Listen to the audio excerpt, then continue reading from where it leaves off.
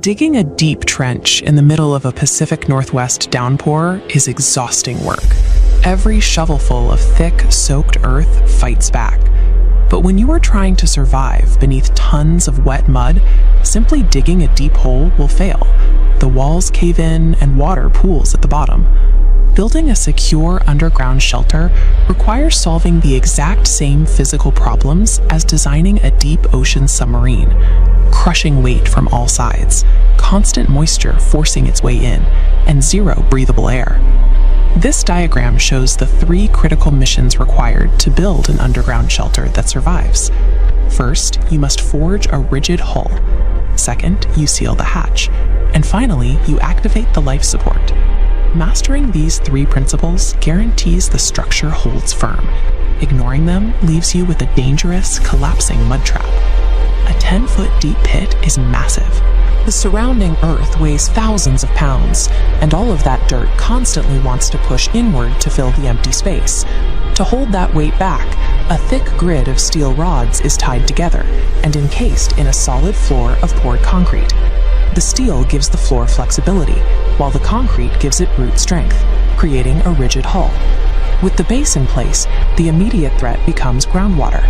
As rain seeps into the soil, it collects around the concrete, threatening to drain the entire structure before the door even opens. This animated cross-section shows the solution: loose gravel surrounding a hollow, perforated plastic pipe, called a French drain.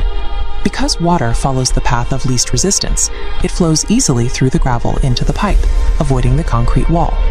Good survival engineering does not try to stubbornly block nature's forces. It outsmarts them by giving the water a smooth, easy path away from the walls. After stacking heavy concrete blocks for the walls, a thick, reinforced concrete roof is poured directly on top to cap off the enclosed space.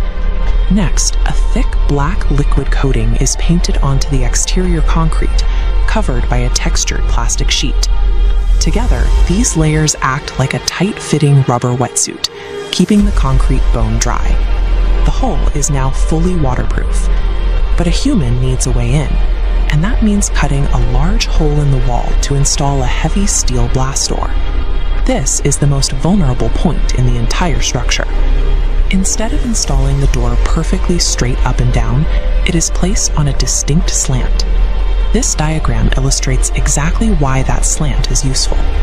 Because the door is angled, the downward pull of gravity and the heavy weight of the soil resting on top of it actively push the heavy steel door tight against its thick rubber seals. That precise angle guarantees the pressure from the earth helps the door stay shut. A simple concrete box becomes a watertight lock, completely isolated from the chaos happening above.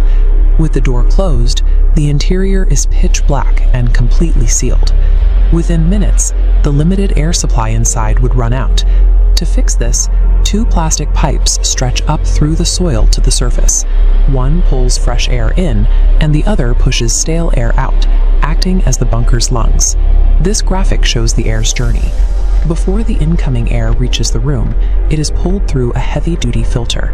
The first layer catches tiny dust particles, and the second carbon layer absorbs harmful gases, acting like a giant gas mask for the entire room.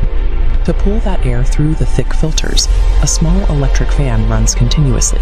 It is powered entirely by solar panels hidden above ground, which charge a battery bank that also runs the interior lights. Securing independent off-grid power and fresh air filtration turns a sealed, dark space into a living, sustainable sanctuary. Inside, the empty shell is finally filled. Neatly stacked 55-gallon water barrels, canned food, and medical supplies line the walls. Outside, the entire massive concrete roof is buried under several feet of wet soil. Ferns, moss, and local branches are deliberately planted directly over the entrance. Beneath the surface, tons of heavy-duty engineering process clean air and hold back the earth. But above ground, anyone passing by sees nothing but an untouched forest floor. The highest form of security is absolute invisibility.